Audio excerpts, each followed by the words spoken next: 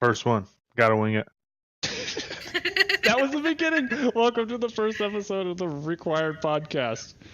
I'm Brandon, console required. I'm Cody. There you go. C-Max Survival. I'm Ethan, also known as Gelf. I'm Tiffany, and I am Hot Slice, aka Console Required's lovely wife. I love the winging aspect of it because I even pointed to Tiffany. She's like, "What do I go?" I'm like pointing at her, go. And she's like, go. What do I do? So Gelf's gonna be pretty jealous. All three of us actually just got back from our Renaissance fair. Yeah. I would be jealous if I didn't have a big old bowl of traditional Japanese ramen in front of me, but nice try. I'll share if you guys want to come down to Texas. That comparison is so... Well, they're definitely broad. Broad comparison, but... It's a bowl of ramen in an air-conditioned house in front of my computer in my comfortable chair, whereas y'all had to walk around in dusty, dirty Renaissance fair. That's wonderful. Yep. That was great. Now, unless... Did you guys have turkey legs? Yes. I did. Okay, now I'm fucking jealous. $10 turkey and mead. Legs. And you tasted every cent of it, didn't you? Every cent. Well, yeah, and then, the bones and the tendons started splintering, and it it became a mess. It became more of a hassle than an enjoyment. Yeah, that was good. I bought towards the end, yeah. I bought a fucking sword, and I got a staff. It was, it's amazing. But did you spec into dual wielding? You have to spec into dual wielding. Oh, shit. Can I roll right now? Is that a thing? Teach me your D&D ways. All right, here. All right. I have my D20. What do I need? All right. Roll your D20 6 times. 6? Oh, my God. Okay. All right. Okay, I got 10. Are we writing this down? I'll write this down. Okay. Hold on. Now is when you come in with the... An eternity later. And when eternity 15, all right. We're going to figure this out. A 14, I feel like this is pretty good. You're rolling high. I've no idea. Yeah, 3, actually. oof. Oh, yeah. Threes don't count. You're fine. Oh, 7. Actually, to be totally honest with you, we're doing this a completely wrong way because you're supposed to be rolling 46s. And then adding them up and tossing the lowest one, but that just... You rolled dice 40 times? Well, normal D&D players have like 20, 40, 60, 80 D6s lying around. They're like the Legos of the adult world. You step on one, you're like, oh, fuck, that was a D4. Oh, I'm sorry. Is swearing not allowed on the required podcast? You just need to... How about this? You just need to watch your fucking language, okay? Yeah. God damn it. All right, hold on. I'm bringing up my transcription services. Okay. All right. Now I can watch what I'm fucking saying. We're just going to do it as comfortable as possible. Cody, you need to relax, all right? Just take a breath. Cody wants to talk about his sword. Oh, yeah. Oh, yeah, I got a sword, too. But off the Witcher series. There you go. Ooh. One of the ones off the Witcher series. How long did it take you to decide which sword you wanted total? How many times did we go back to that stall? 4 times to that stall. And then I finally sat there for 20 minutes, and then I figured it out. So there was 2 swords from the Witcher series. I think one was more iconic than the other, because I recognized one immediately, and the other one he kind of had to fill me in on. But total, it was what, 350 for both? 50, yeah. And they were like 175 each, and the guy was like, "Hey, if you buy both of them, they'll both be like 160 or something." Well, he lowered it to 275. And these are real metal swords, right? Yeah. Oh yeah. Yeah. Okay, so just to be clear, the 2 guys got weapons, which is very phallic. High five. Tiffany, what did you get? Mine's real thick and heavy, so I'm doing the motion. I'm over here playing with it. I have a wireless headset. Real thick. This is heavy. It's a heavy fucking sword. Anyway, continue. Yeah, it is. Well, so Hot Slice, what did you get from the Renfest? Nothing. I got a tattoo. And heat stroke.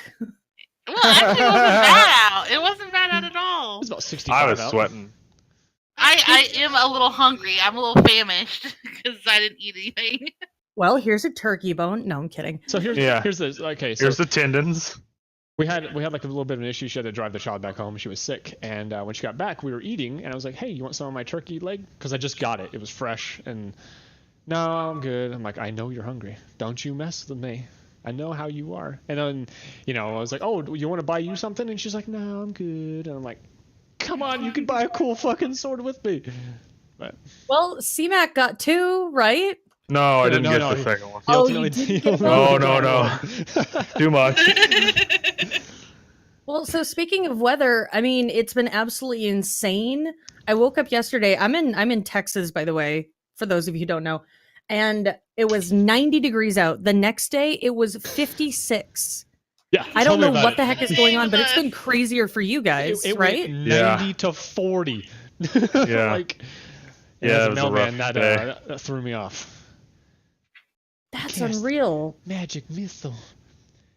Oh, you're not looking. Oh, I'm shooting. That little kid with the I'll knife. send you a picture of these. I'll send you a picture of these. I should have sent them beforehand, but it's basically just like a polished broomstick with some wood burnings and like a big old purple. What would you call this? Ball? Like a marble Yeah. on top. It was $20, Ball. and I was like, "It looks pretty cool to me. I'll take it." So clearly, this is a call for us to start a required podcast Instagram where we can post the pictures that we talk about during the episodes Yeah. when the episodes go live so people can follow along, right? I do have an Instagram.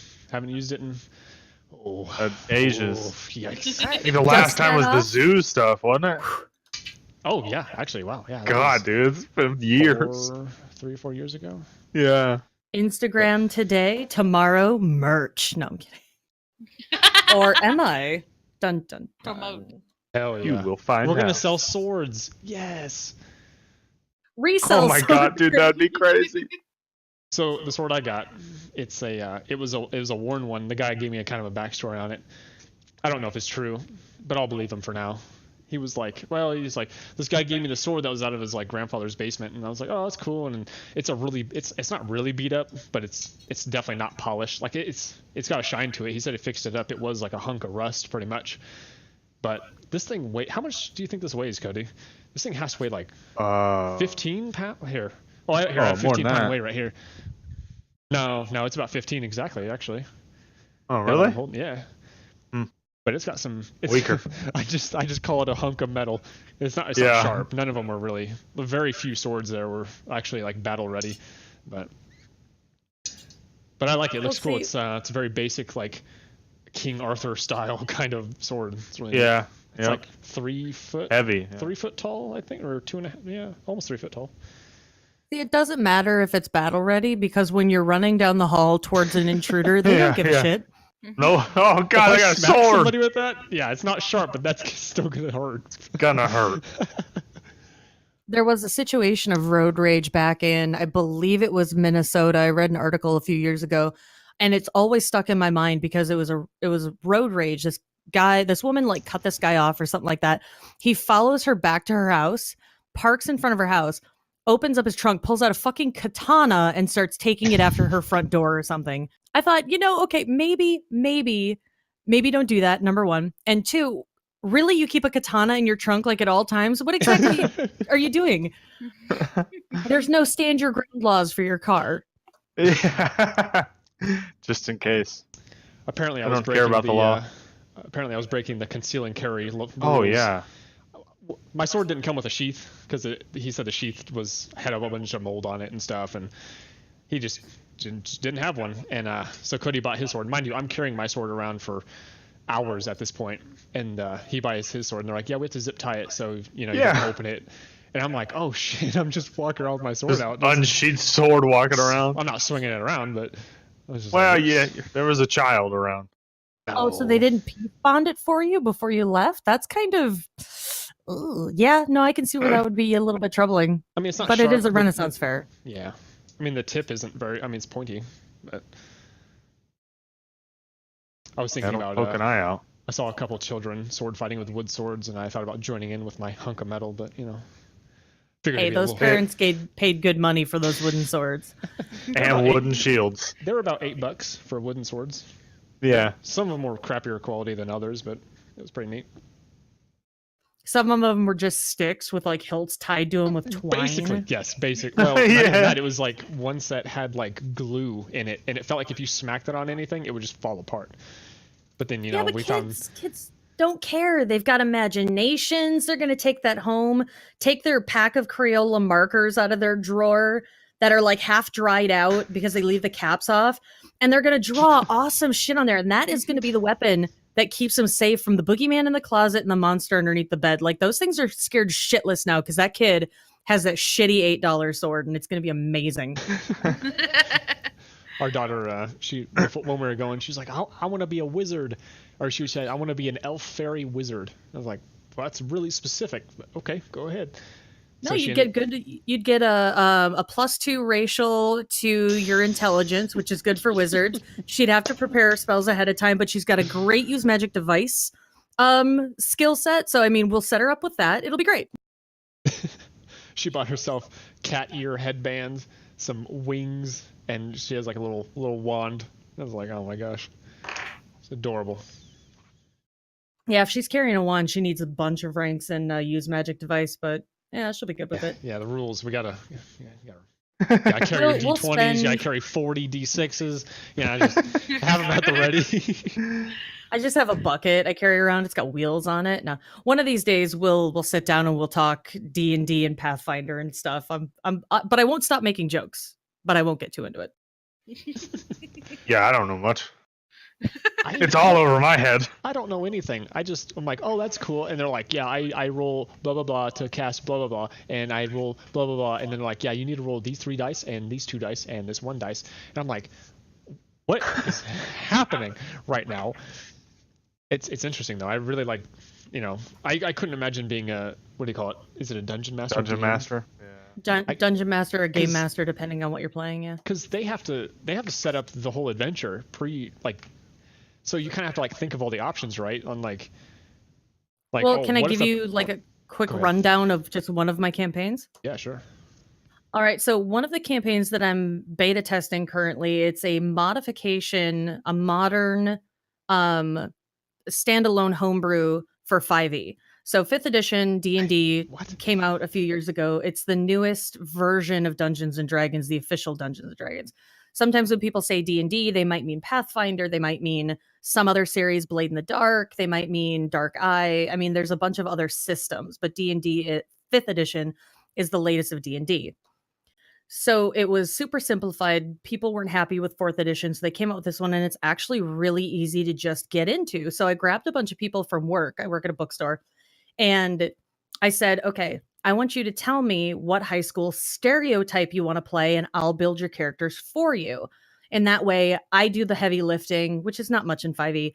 And they're able to just kind of jump in, read their sheet, say, okay, what does this mean? Cool. All right, I got it.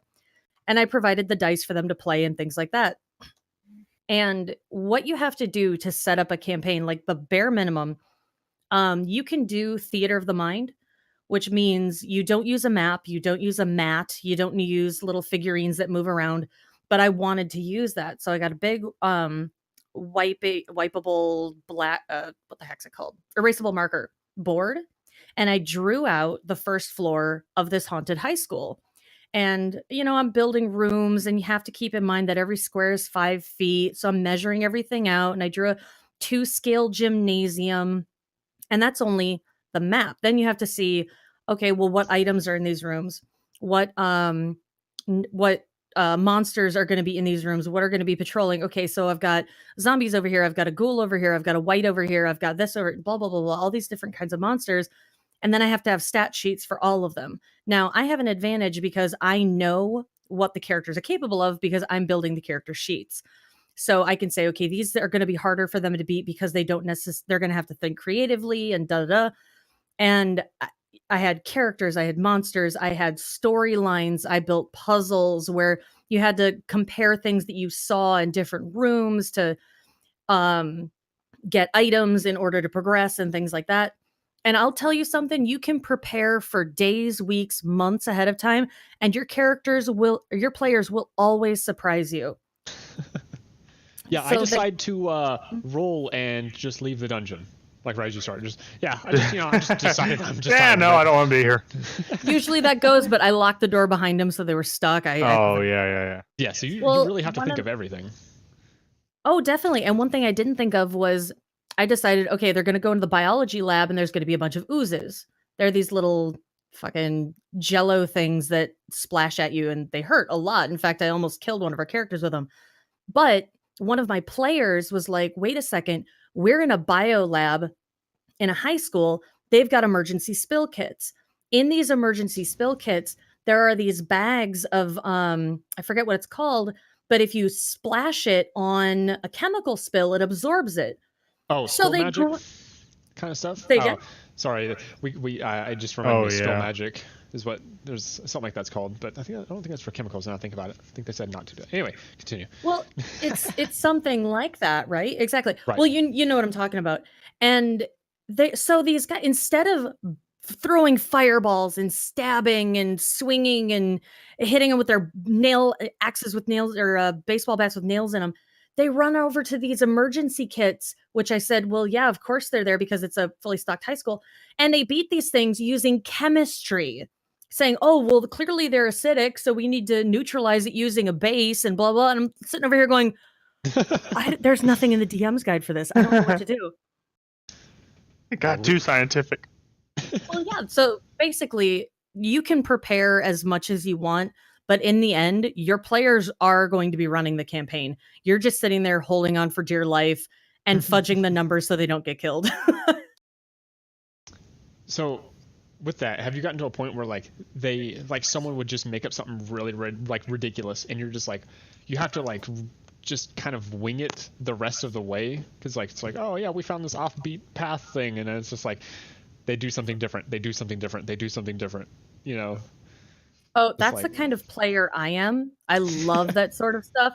So I made up rules for if they decided to punch through the wall, instead of opening the door. I made rules for if they decided to pull open one of the windows and crawl up the building to get to the second floor instead of taking the stairs. I put, I figured all of this stuff out, and they still found something that I had not thought of. So I sent a mimic after them, and it was fantastic. That was going to be my next question. What's your policy on mimics? How many per square foot? Let's just say I use them for comic relief. So one of the characters, they pulled a key out of the guck of one of these destroyed goos, and it was to this certain room. So they had to go wash it off. Well, the sinks weren't working. There's no water. So the guy goes into the women's bathroom because the other one's destroyed, and he rinses it off in the toilet, flushes, and leaves. Well, because he flushed and left without washing his hands, one of the sinks came to life and chased him down the hall. That's amazing. My God. So if the sync doesn't work, check and make sure it's not a mimic. Just saying. Was there I feel like there was a tweet about that. I think I remember reading about something similar. Because I remember there was a lot of mimic talk at one point, and that's what kind of triggered that memory. But Most likely. I try to tweet as many of the high points of the D&D campaigns as I can. Last night was a fucking disaster, but I'll tell you about that later. sure. So what do you guys? So I'm gonna branch off. What do you guys think of all the Star Wars stuff? The game looks cool. The new one. Hopefully. Did you guys see the tweet that they put out with it? Yeah, no microtransactions and all that. Yeah, they're like no And it's single player. microtransactions, and we don't plan on adding them or something like that. And it just got memed into the ground. Of course. Yeah. Poor bastards. But yeah, there's also like the Star Wars trailer for the last movie. I don't know. A lot of people have been dogging on like the last set of movies, but I think they're good. Like I go and watch every single one of them. But I think the three. Yeah. I think the three are good. The spin-off ones haven't done very well, but yeah. Like I haven't seen Solo, and I haven't seen Rogue One. Yeah, I heard that one was not good. I haven't seen Solo, but I feel like it got kind of a beat down because we got franchise fatigue. We've got too much Star Wars every year. Right yeah. Yep. Exactly. And they actually credited that with the reason why they're delaying what's this new one, The Rise of Skywalker, I think.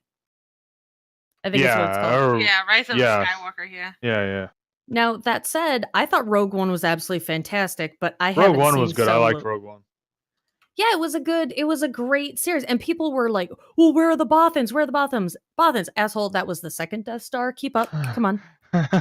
But at the same time, jokes aside, I think that the new movie is in a very interesting position. There was somebody on Twitter, I think it was the real James B. John, something like that. Chimera linked it to me. But one thing that he said was episode 9 is in a very unique position because if it sucks, people can blame The Last Jedi for it being terrible. If it rocks, people can say, oh, J.J. Abrams is a god. So either way, it's win-win for him. So. Yeah, they said because he directed the first one, then Rian Johnson or whatever directed the second, and everyone is trying to play that card where hopefully J.J. Abrams comes back and saves it from this. What Rian Johnson did on that second one. See, I really hated number, what was it, 7? I did not like 7 at all. In fact, I ripped it apart in private. The Force Awakens? In public. Yeah, that one. I absolutely hated it. Just from like a story and narrative standpoint, character standpoint. I mean, it was boring. I didn't like it. It was like watching A New Hope without the flair. Exactly. Yep. But fuck, what was that? What was number 8 again? Oh man, we just watched it. I know I'm gonna get definitely not typing and looking it up. Yeah, right. The Last Jedi. The Last Jedi. Yeah, I knew that. That one I think was really, really good because it tried something new. It was adventurous. It was unique. There was humor. There was action. There was ridiculousness. I mean, there was just absolute off the wall stupid shit that I really enjoyed. And I actually would watch that one again as almost like treating it like a standalone movie. But I don't know. I have a lot of respect for J.J. Abrams. I think he's an excellent director, but outside of the original trilogy, the only other Star Wars movie that I really, really genuinely enjoyed, not necessarily because it was good, was Episode 1. Because I'm an Old Republic kind of person. That's my jam. I think that was my favorite set of bad guys. I mean, they're all technically the same, but it's like, I don't know, because I break the movies down into like the 3 sets. 1, 2, 3, 6, 7, 8, or 1, 2, 3, 4, 5, 6, 7, 8, 9. Weirdly enough, people dog on what's that one? Is it Attack of the Clones? Which one's like the really bad one that everyone hated? The one with the pod racing, I guess. Well, no, the first one was the pod racing. That was the Phantom Menace. Phantom Menace. There we go. Everybody hates that movie, but like, since I've watched a lot when I was a kid, I'm really fond of it. I really don't mind it. I probably can't watch it over and over, but that was a pretty iconic one for me because that was the one with Darth Maul in it, wasn't it? Yeah, exactly. Yeah. And that's my point is it's not necessarily good, but at least it's enjoyable. The Force Awakens was not enjoyable because it wasn't unique or anything like that. I don't know. I'm not sure why I don't really like it. I mean, I'm going to give Rise of Skywalker a chance, but oh yeah, I'm going to see I don't know. Regardless. Well, I mean, we kind of have to. We're dyed-in-the-wool nerds. Yeah, I don't know what your guys' favorite moment in Star Wars. Obviously, I haven't seen 9 because it could change. But my favorite moment that I can, well, man, there's a lot of moments. But the one that really stands out to me is hilariously in Phantom Menace, where spoiler, Qui-Gon dies and Obi-Wan's behind the shield door. He's like, no, and then he fucking runs in and he's like going ballistic on Darth Maul. And he cuts him in half. I thought that was the coolest thing. When I was a kid, I was like, Obi-Wan is my favorite character. 100%. Even after he's been gone in the series forever, he is still my favorite character. And I want him to be a Force ghost and come say hello in the 9th one. If he pleases. Hello. He just pops in. Hello. Hello. It'll just be one of those Haunting of Hill House moments where you see him like in the background of a long shot or something. That would piss me off. And he'll just be more. Like, hey. Now, I will say that moment was really, really good. But do you guys remember the very first time you saw Coruscant in episode 1 when they do that big epic flyby and you're seeing all of these cities and the like all of these buildings and these like that was epic back in the day. Cool. That was amazing. So have you guys seen the last movie's trailer? Right, like 2 minutes long. Dude, I think it's fucking cool that they added Palpatine's laugh into it. I was like, oh, dude, shit. at the end, Spoilers. Spoilers. It's a trailer. It's a trailer. Well, see, I'm one of those few people that I don't watch trailers. No, I'm so sorry. Oh, God. No, what I was going to say is this is the one that I actually did watch ahead of time, so I did know. So you're safe. Oh, but man. I did think that was an absolutely epic inclusion. Yeah, it's like it changed it. Changed Emperor the trailer. Palpatine, hide and seek champion 1983 to 2019. Let the hate flow through you. Good. Did you guys read that when they were shooting shots for Emperor Palpatine's, like during, I can't remember which movies specifically, but they said his chair would move. His chair movement was too slow, or they couldn't get the speeds just right. So under his robe, when he moved his chair, he had to shuffle his feet to move his chair. I believe it.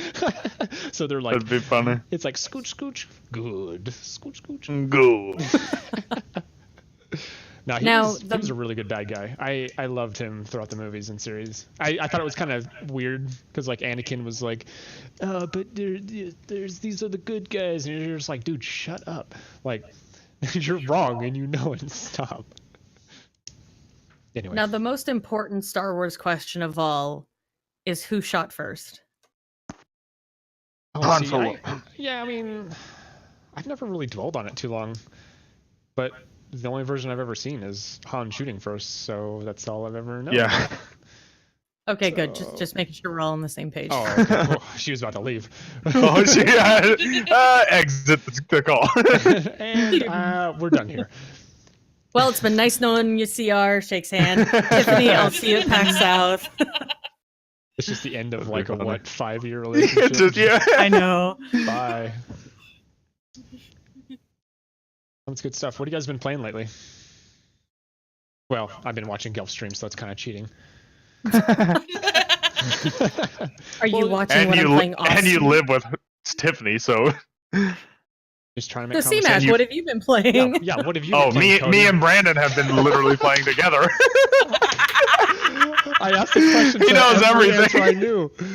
Oh my god. That's CR's got a notebook sitting on his desk with it's like a page of interview questions that he's printed out. Like, shit, check that one off. Shit, Star Wars movies. Damn it. Okay. We already know this. You know, that's funny because he actually had a notepad in front of him with a pen. Oh, shit. Oh no. As she said that, I just like shuffled. I just pushed it back behind my monitor. No. This wasn't here. I'm just doodling. No, okay, so I'm going to try to explain what Gelf has been playing in my own way. I have no idea what it's called. Okay. All right, so I'm going to set the scene. Okay, so you're in like this dark cave-ish room. Okay, and there's a bunch of like little, I want to say they're toys. There's just toys in this room. And each little This is toy, starting to get kind of sexual. I'm kind of worried. and some of them vibrate. And no, so it's like I don't know the artists' names. I don't know the ancient times. Okay, so it's like if Picasso, you had to figure out what their paintings are, but then they had secret compartments in them.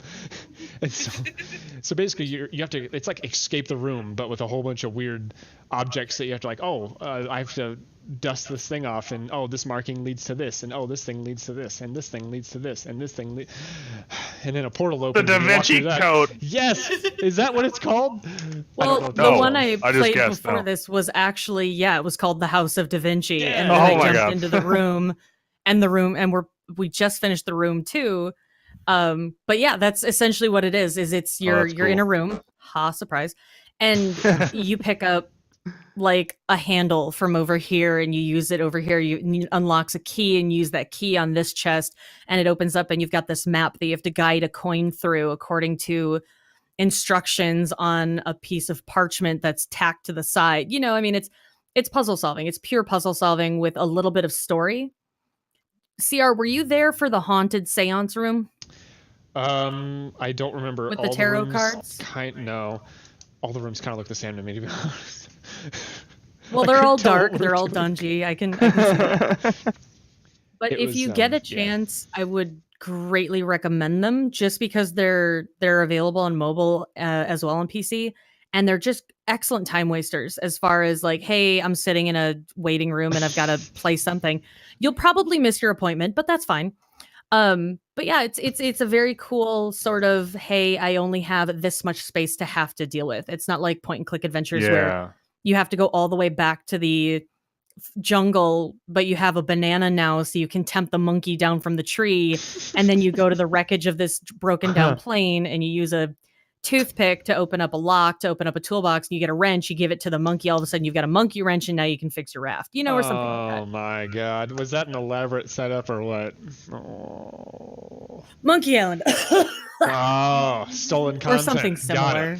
Got it. Or something similar. Well, I adapted it for Gelf speak, but yes. So we've been playing Stardew Valley again, unfortunately. Well, not Ooh. unfortunately. That game is just so fucking addicting. I don't get it. It's so fun to just repetitively just make crops. It's just I don't For get it. hours.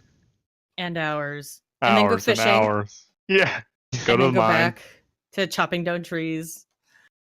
It is really fun. It's so man, games are just Cody put up he made a good point the other day when we were playing. But games as we get older, games are just way more fun with two people. Like it's hard to play a single player game now where it's like you're having fun and you're progressing in the story, but then you play with a second person and you're just like you're having infinitely more fun. And like what we're doing right now, like because Cody and I we're tossing out podcast ideas basically because when we play Stardew, this is all we do for hours on end. We just talk consistently for hours and hours and hours about everything, and we're like, man, we have to slow down because we're running out of stuff to say for the podcast. But luckily, we're pretty organic in that way. Yeah, for the most part. We could talk about anything. Speaking of Stardew Valley, let's talk about romance in video games. Hell yeah! Oh, I mean, yeah. God dang. Yeah. Now, That's a topic he wants to talk about. Anyway, go on. I have to slightly disagree with you on the games being more fun with two people, but I'm very much like a dedicated single player. I like to get into the story. I like to get into the immersion. It's a huge thing for me, being able to follow the narrative. And I always find that when I've got somebody else with me, like when I'm playing with my husband, Avendi, he likes to, oh, what's over here? Oh, what's over there? Oh, I'm going to go check this out. Oh, I'm going to snipe this guy from 500 yards. Like, okay, honey, you go do that. I'm going to read this note. And it was just one of those things where I'm on my own pace, and playing with someone else, just, it doesn't jibe with me. I don't know why. I mean, I've tried games like, We Were Here Too, things like that I love. Keep Talking or Everybody Explodes or whatever it's called. Oh yeah. That was fun. That's crazy. See, you gotta find somebody that you jive with, like me and Cody. Yeah. We go into a room. Yeah. Cody's like, I got right. Okay, that tells me I go left. We clear the room. Nobody leaves until we're done. Okay, next room. Boom. Yeah, we I go together. right. I go left. I'll give you shit. But yeah, there are some games where I like with the story and stuff. My issue with story games lately is that they're so easy to predict. I just play a single player game. Mm-hmm. And it's just like, oh, I know what's going to happen. And then it happens. And I'm like, my immersion is just not there. It can't hold me as long because my brain just starts running through all the possibilities. And then I just land on one and it happens to be it. And then when it happens, it's just not as like, it's like, yeah, but I already knew that. And I can't shut that part of my brain off, unfortunately. But no, that's definitely fair. And especially the way you guys described playing together, Dead Space 2 and 3. I played that with my best friend Ella, and it was exactly the same thing. I'll go left, you got right. Contact 12 o'clock, and she's all like, no, you finish the puzzle, da, da, da, and I'm twisting these things, and she's shooting everything out. And it's a lot of fun, and I'd like to take that experience and enjoy it more, but there are so many games out there that require you to be fast-paced, like Division 2. Division 2 is probably the best example of a game where you can set your own pace. And I'd love to get her into it. Unfortunately, she's salivating over Borderlands 3 at this point. But, you know, I that's can't gonna blame be her for fun. that. The Division, that's a game that I'm like, at first I was like, oh, they made a second one, cool. But then you kind of remember like the first one and like how kind of messy it was, and it's like I don't know if I really want. Like, I'm almost scared to invest in some companies now because it's, you know, they're like, oh, here's the second product of, and then you're like, well, what was the first product? Like, oh, it's really bad. I don't know if I want to invest. Well, then they rush to throw out the new one the next year, and it's basically the same Yeah. game. One thing that's Yeah. different about Division 2 that might appeal to you is that it's very much like Destiny, where you can discover the lore on your own. There's a lot of like dropped cell phones and echoes that you can interact with that tell you story. But one thing that I thought was interesting is I've never played Division 1. I don't know any of the story. I don't get any of it. At the beginning of Division 2, there's this tutorial scene. You get a cut scene that just kind of gives you this spark notes. People are dying, shit's fucked, get in there, save lives, good luck, you know? And all of a sudden, that's it. You're in the mix. There's no like, I mean, there's a beginning zone, but you just kind of decide what you want to do. Do I want to go after this thing on my map, or do I want to go after that thing on my map, or do I want to do, you know? And I think it's kind of freeform like that. I think you might like it. I at least, you know, I mean, if you were closer, I'd let you give it a try on my account if you wanted to. I think it's interesting. It's definitely more fun than Destiny 2 is right now. Comes under fire. Destiny is one of those games where I enjoy it in very, very, very tiny bursts. Like Yeah. That's how it was for me too. And then it's just like, well, now what do I do? Well, we could go run, what are they, strikes? We could do strikes for hours on end, and it's like the same like dungeons over and over, and it's just like, I mean, it's fun, especially when you have people, like when Gelf Chimera and I played that one time. That was absolutely hilarious, but I can't play that game by myself. There's no way, absolutely no way I can do that. Just like, so I guess I have to take it back. I do enjoy games that you play with other people when you're with the right people. Yeah, that makes a huge difference. Like, there's been times where, like, I've been invited to play with a close friend, and then there would be like 2+ people that I don't know, and it's not that like I just don't know them and I'm being awkward. It's just like their personality is like abrasive, or it just doesn't mesh well, and I'm just like, man, I'm just not having a good time. Like, this isn't fun. You know, like when you join in and the people end up being like loot hoarders, and I'm so used to playing with Cody or Tiffany, where it's like, you know, hey, like, oh, what do you need? Like, oh, I need ammo. Okay, come take this, and I'll get the next one or whatever. And it's just kind of like, yeah, you really do have to have the right people for it. It's, yeah. So Ella, when we first started playing, very much not used to video games, wasn't really her thing. She never really had a console of her own. She had her own stuff to deal with. I mean, she has 2 horses. She has a cat that's on crack all the time. You know, she's a busy person. Well, when we sat down and started playing Dead Space, I had to teach her a lot of the basic mechanics of games that we all kind of recognize.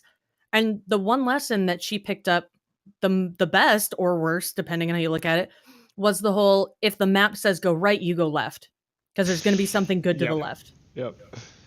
And it gets her killed more often than anything else. But she's like, my greed is greater than my fear. And I'm like, oh, they grow up so fast. Yeah, But it's interesting, you know, to see what people who either aren't initially gamers to start with, or people who aren't used to a genre, all of a sudden they get tossed into Destiny 2 with some people who are like hardcore theory crafters, blah, blah, blah. And it's like, oh, well, you have to use your Astro Burst ability. You know, and I'm just throwing out terms here. I know Chimera is going to light me on fire for this later. But, you know, you have to use this ability and then that ability and blah, blah, blah. And you can get through the game without knowing, you know, the frame rate that you're supposed to shoot this thing. So it's an automatic guaranteed crit or whatever. But it's much for me. It's not as fun. Yeah, it's not as fun. It's more fun to discover things on your own. Yeah, definitely. Like, oh man, one thought that just kind of popped into my head was, there's some games where like I just don't have the time to invest in, and Destiny kind of falls into that category.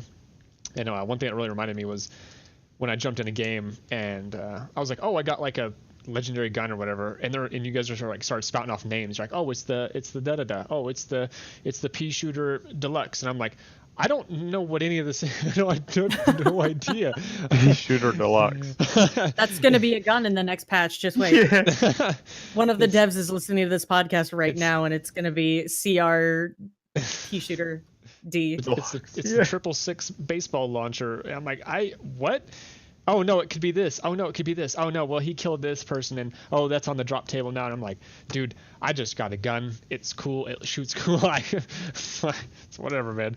But then I have a bunch of games where like people will be like, oh, do you play this? And I'm like, do I ever? I only have 1,000 hours in it. No big deal. I can tell you literally everything about it.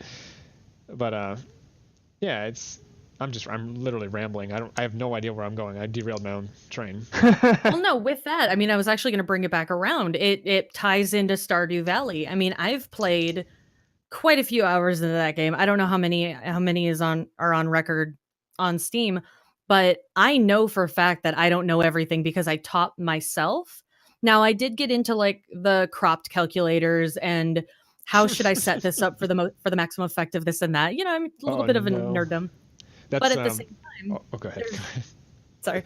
But at the same time, when you're playing with someone else, you're both discovering different things and you can tell each other. Or if I'm playing with you, CR, or Tiffany, then we're learning. I just realized I refer to her by her real name and I refer to both of you by your usernames, and I apologize for that. No, it's fine. CR is like I've been CR to actually. You're the only person that calls me CR. I was just about to say, I think I'm the only person that calls you CR, and I'm the only person who calls Glacial Cinder Glacial. Everybody else calls him Cinder. So I have this habit of making up my own nicknames for people, and they just stick. Oh yeah, I prefer CR. When people are like, hey, console required, I'm like, that's a mouthful. You can just call me CR. That's fine. Or Brandon, whatever. I actually changed my Twitter to that now that we're starting the podcast. I just put console required, Brandon, because when I introduce myself, it's just going to be as Brandon. It's just so much easier because I'm already referencing, CMAC as Cody and Hot Slice as Tiffany. So, and you actually inspired me to do that on mine too, because I'm in the process of changing my name, and I saw that you had done that, and I thought, oh my god, that's a really cool way to get people used to my new name. Yeah. I actually asked yesterday on stream. Or on your stream, I threw up a question because I was like, man, I need to know how to pronounce her name just in case I was going to do the introductions. And you missed it because chat was kind of bumping. But it's Ethan? Yeah, that's it. Ethan. Got now, it. This spelling of it's Irish Gaelic, and the more common pronunciations are, okay, it's spelled Eithne, right? The most common pronunciations of that are Enya, Etna, and Ina. Ina, that's a cool one. Yeah, but I settled for Ethan because A, I like the sound of it a lot better. B, it's my name, who gives a shit. And C, if people screw up and call me Ethan, I don't care because I love that name too. So if people are going to mess up my name, I'd rather be on purpose. I was like, it's Ethan, but with an A, or like A-Y. Ethan. Ethan. Sorry. Or just E. I answer to E. Don't break anything. It's just E. I thought it was interesting because you were saying on Twitter that your name forever felt foreign to you. And that's such an odd concept because I've never felt that way about my name. Although, I get called Randy. I get called Brian. I have no idea how this happens. I get called Brian so often. But, yeah, so... Do you want to say your old name? Is that okay? Or do you want, like... Oh, sure. So my first name used to be Sadie. And I don't know if it was just because I grew up in... God, even saying it sounds weird. It's like, who the fuck's name is that? But growing up in, like, upper Midwest, in Minnesota specifically, it was just... so many dog jokes. Like everybody had a dog named Sadie. I was waiting my turn, but my uncle had a dog named Sadie, and every time I heard your name, my grandma has a dog. See, you guys are proving my point. How fucking weird! I didn't even think of that. Yeah. Well, I mean, wow. I was riding my bike around my hometown, and somebody yelled, "Sadie, come here!" And I hit the brakes. I'm looking around. He's like, "Oh my god, I'm sorry, I was calling my dog." One of the ladies that I went to grad school with, she said, haha, every time I see your paper, it remind me of my dog. I'm like, thanks. Somebody introduced me at a party. I'm like, hey, this is Linda. Linda, this is Sadie. Just be careful. She might try to pet you. She's got a dog named Sadie too. And that was it. I'm like, I'm 32. I waited I'm a until I was human. 30. I'm fucking done with this. And my middle name was Louise, which some people can be fine with that name. Some people can't, but I was named after my great grandmother. No, thank you. I'll get rid of it. So I did, and I had to change my last name anyway because I got married 5 years ago, and I'm finally doing that. So I thought I'm just gonna do it all at once. Tiffany. Get it over.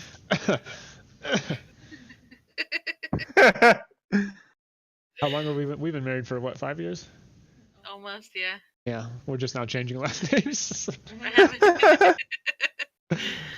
It's a process. That was literally what I was just about to say. It is a longer process than people realize, and a more tedious. Like, you gotta change all your bank cards. You gotta change all your, especially now everything's digital now. Like your email, everything. Yeah, online. all that stuff. Yeah. Now that said, the actual legal process has been very, very easy. I went online. I did the digital petition. I sent in my $300. They approved it. I went and I got fingerprinted. That's done. Now all I have to do is wait for a day off when I've got the car, and I can go into the courthouse they hold specific open court for, you just get in line and you say, hey, I'm here for a name change. And the guy looks over the paperwork and he says, are you sure? And you're like, yeah. And he's like, okay, click, and you're done. You get certified copies. And that's when the tedious part starts. That's when you start to change your HR access for work. You have to change, you have to send the Social Security division or whatever, your paperwork and all this stuff. But the actual process of changing your name is not that difficult, at least around here. It's expensive, but the difficult part is dealing with all of the third parties, the bank and etc. Yeah, just all that extra stuff. Hey, Miss Quiet, what are you doing over there? Nothing. I see this in the game that just came out called Superland. Superland? Ooh, what is that about? I don't know. Oh, the Supra. It's a mix between Portal, Zelda, and Meteoroid. Oh, really? Audio. Whoops. It's push to talk as queen. Just saying. No, we are all open mics around here. Yeah, I have to be. cannot. There's no way. That's tough for me. Got positive reviews. It's an interesting concept. Dude, Risk of Rain 2 came out recently. I know you guys probably either have no idea what it is or haven't played it, but dude, I love Risk of Rain. Like, nobody knew about Risk of Rain, and because they really pimped the second one out. Like, the first one's been out for a long time, but and then all the streamers are playing the second one, and I'm like, I've been around these parts a little bit longer than you. It's not a big deal. Pushes up hipster glasses. Well, I have a friend. Excuse me. Played... No, go ahead. I have a friend who played Risk of Rain 1. Didn't know that until she started telling me about Risk of Rain 2. Over 3 hours. Now, this is a game, correct me if I'm wrong, but every 5 minutes it increases the difficulty? Yep. That's about my longest time as well. It's about 3 hours. And then the game starts to bog down because you get so many items that the game just can't handle the sheer power that you're outputting. And eventually it'll crash, but you gotta be careful with it. It's still early access though, right? Risk of Rain 2, yes. It just came out a month or two ago. Okay, so they have time to fix that up, but... No. I'm talking about Risk of Rain 1. Sorry, yeah. The second one is perfect. Like, it is awesome. Okay, the first one. Sorry, I thought we were talking about the first one. Yeah, the first one is finished, and it's been out for a couple of years. Actually, it's been out for quite a long time now I think about it. I think I played it for excuse me, just like 10 minutes on stream one time back, like 2. What? No, continue. Okay. But I think I played it. I have it. I own it, but I played it for like 10 minutes. And then I went back to I don't know, One Punch or what the hell is it? Yeah. One punch death punch. stick fight or whatever. One punch stick fight. Yeah, that's good enough. Close enough. I don't know, man. So I know people are tired of battle royale games, but April Viking she got me hooked on Super Animal Royale. I don't know if you ever heard of that or I've seen Twitter posts. No. It's like a 2D. It's not necessarily 2. It's like 2.5D. you can okay, I'm just gonna say it just like as it is. You can dress up your cute little animals and you put little outfits on them, and then you go around murdering each other in like a 2D-ish environment. And it's pretty neat. It's really basic. It's like easier game for like children and such. Like my daughter, who's 8, we just got her a gaming PC. You know, we play duos, and she can actually kind of comprehend. Like Fortnite's a little bit more crazy because 3D space, there's building, people are trying a little too hard at some points. But, they are all the time. But yeah, it's really cool. It's something. It's not a game that I play all the time, but it's surprising how simple it is and how addicting it is. That game's I'm watching a video on it right now. It's only been out for a couple months. At the beginning of the year, I think, or no, end of December. Last year. Yeah, end of last year. That's what it was. That was. It looks goofy. Yeah, it's not a game for everybody, but it's surprisingly in depth. There Yeah. was another game called Tokyo. Care Level Zero played it, Echo and he Tokyo? played the shit out of it. Tokyo Well, Dark. it had animals. Tokyo I have School Tokyo Life. Dark, and it looks awesome. Tokyo School Life. Still haven't finished that because it crashed. But Oh, you no, actually it's, played that? Okay. Yeah, live on stream. I missed it. That's okay. Can you play it again? Can you go through? Let's see here. My response starts with "fa" and ends with "ukno." But yeah, there's another game where you play as like different species of animal or something like that, and you eat, fuck, and fight to survive and to repopulate this post-apocalyptic whatever. And it's a very cool game. Like it's 2D, 2.5, I think. I thought that's what you were talking about initially, and I was like, yeah, because you can kind of dress up your characters, can't you? It's like, wait, no, if he's letting his 4-year-old daughter play this, probably not. Yeah. Yes, you can repopulate the world. It's wonderful. Wow, there are a lot of games that have Tokyo in their names. Is there? Oh my god. There's no way I'd find it that way. Oh, Tokyo Jungle. I just typed into Google Tokyo animal game, Tokyo Jungle. So specific. My Google foo is strong. Of course, I also knew what I was looking for, so. Oh, Pomeranian dogs. I think you start as a Pomeranian dog, and you like take on like hyenas and shit like that. It's really cool. Tokyo Jungle. I'm curious now.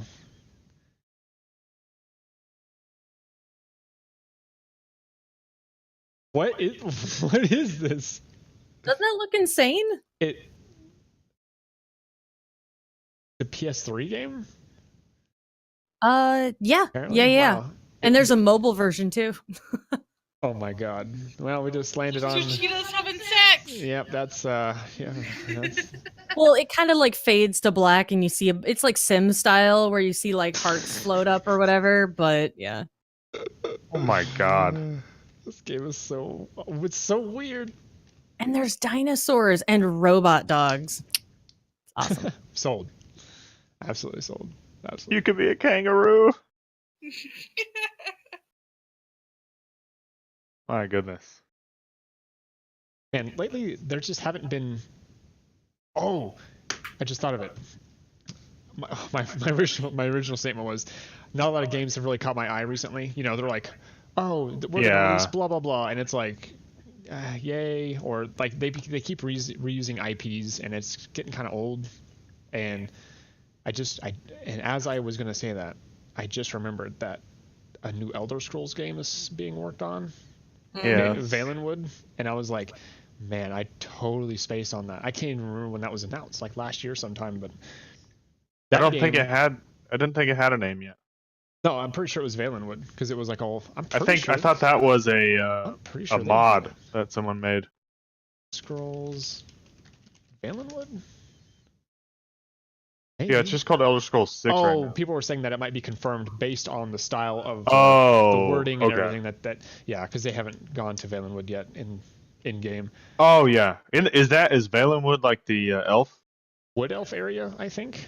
Oh, that'd be sweet. That would make sense. That'd be cool. Yeah, that would be awesome. I'd play the crap out of that. I'm still gonna play the crap out of it. Doesn't matter. Like I started that series in Morrowind, and man, that game Yeah, I didn't play Morrowind, but with That's a rough game. the Oblivion is where I started. Yeah, I started in Morrowind way back when, we'd get off school and go to my friend's house and play Halo 2 and Morrowind on the original Xbox. And but yeah, I think I really started hitting it hard on Oblivion, and I absolutely love Oblivion. Now when I go back and play it, I'm just kind of like, when you've had something better, and then you go back to something worse. Yeah. You're just like, yeah, but why would I do that? I already have something that's better. Yeah, I tried to play Oblivion one time, and I was like, oh. It's almost like a comedic Skyrim. You're just like, this is just goofy. Yeah. Way goofy.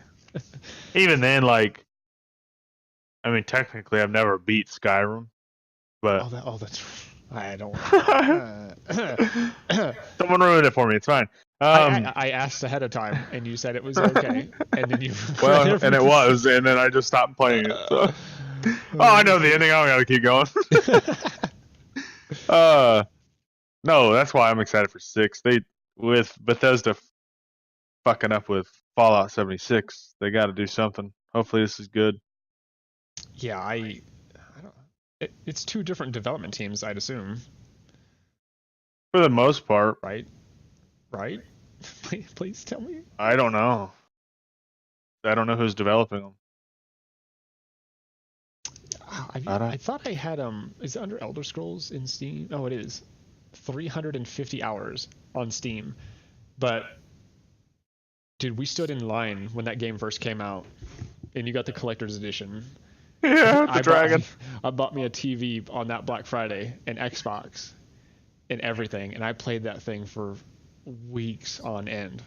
Like, dude, I know. Get off work, play it. Hey, Brandon, you want to go out? I want to play some Skyrim. Nope, Skyrim. Bye. I probably have at least 1,000. It's got to be like at least 1,000 hours in it now. It's so fun. I don't know if I can play it now because I've been through it a million times, but fun. Wow. Yeah, I've gotten on a bunch and played for a little bit, and I just never continue to play it. And then the Elder Scrolls Online. It's made by the same Todd Howard, so. What, Skyrim is? He announced them both. He's just the main guy in Bethesda, though. The all-seeing eye. Yeah, basically. I might have missed it, but did you guys talk about the modders that recreated, what was it, Oblivion in Skyrim? The Skyrim engine? Gosh. Oh, that'd be cool. Oh, that'd be neat. Yeah, that would be sweet. And or Morrowind? Well, the reason I bring it up is because a big part of the conversation surrounding Bethesda, specifically the Fallout and the Elder Scrolls games, is the modding community.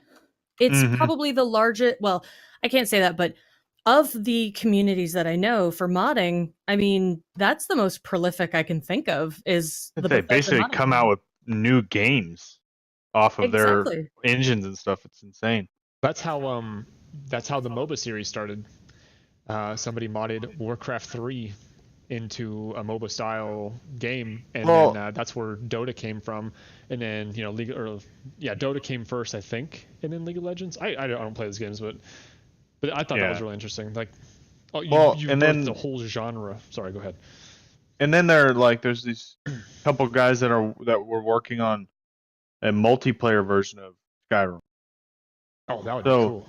Yeah, it was insane, and they had a whole playthrough I watched of them playing it. It was nuts. Looks cool. And then you've got things coming out of the community like Skyrim Grandma, you know? Do you guys know about her? I'm sorry, what? No. Oh, what? Yeah. I think. I'm pretty sure. On YouTube? Yeah. Okay. I think I've seen the meme or whatever. Yeah, her name is Shirley Curry. She's like 82 years old. They just finished her face scans to put her into the next Skyrim game. Oh my god, that's awesome. I've watched some of her videos, so cool. And she's phenomenal. It's just straight up the community that Bethesda has fostered around these 2 games, especially Skyrim, is just it's insane. That's their strength, is the modding community. If they do anything to alienate those people, fuck. Yeah, it'll hurt them a lot. Did you guys ever play Elder Scrolls Online? No thanks. Yikes. Ooh. That's a rough question. All right, let's move along. No. Well, no. Let's talk about this. Let's talk about this. I know. Go ahead. It's a well-made game, very well made, great environment, fun characters. Like it's a very strong game. But, and I'm going to throw my disclaimer out here because I am a very old World of Warcraft player. And I know I just said the 3 worst words in the gaming vocabulary. It's okay. I'll raise my hand on that one as well. Yeah, but I mean, it's one of those things where because I've played WoW for so long, it's really, really difficult for me to jump into another fantasy MMO. Yes. Like I did Guild Wars for a while. I did Rift. I did, I don't even remember all of the MMOs that I've tried, but World of Warcraft has burnt me out on the fantasy MMO. Now you throw me into SWTOR before they went free to play, and I would play that shit until I died. No problem. I didn't care for that. I love Star Wars, but man, as soon as I played that, I was like, this is not fun. Well, still, I mean, even then, you can still. I mean, I know the World of Warcraft. I don't know, whatever you want to call it, poisoning, Stockholm syndrome, Stormwind syndrome. We'll call it that. But it's this whole idea that you've put over a decade and a half into a single video game. Yes. And if you go somewhere else, you're starting over at 0. Yes. It's like, why would I do that? I already have raid ready gear in this video game. I don't have to work for it. There's people there that I'm familiar with. I have a guild or whatever. Or even if you don't have a guild, you just jump in, you've got your routine, you do your mythics, you do your dailies, and you're done. Yeah, I've been on and off for a while. I started at like basically before the release of Burning Crusade. So like, you know, they were building up the hype. They were like, oh, Burning Crusade expansion's releasing. We're like, oh, well, this game looks cool. Let's try it out. You know, playing it on and off ever since. Basically played it straight through up until Cataclysm. Sort of shocker. That's when I started kind of fading in and out. And yeah, that I understand like when you play for so long and you're invested and you know you have so many characters. And then I just got to a point where I'm like, I think I'm just kind of done playing, but I like to keep up on the story. Like I enjoy the story far more than raiding, far more than dungeons, far more than anything in the game. So now I just, you know, expansion comes out or update comes out, I watch YouTube videos, I get all the information, and I'm like, that's really fucking cool. I'm so glad that the game is moving in that direction. I'm not going to play it, but, you know, and plus I just don't have time to do that anymore because with, you know, being a mailman and I want to start a podcast and playing with Cody every now and then, and there's other stuff that I have to do and that I want to do.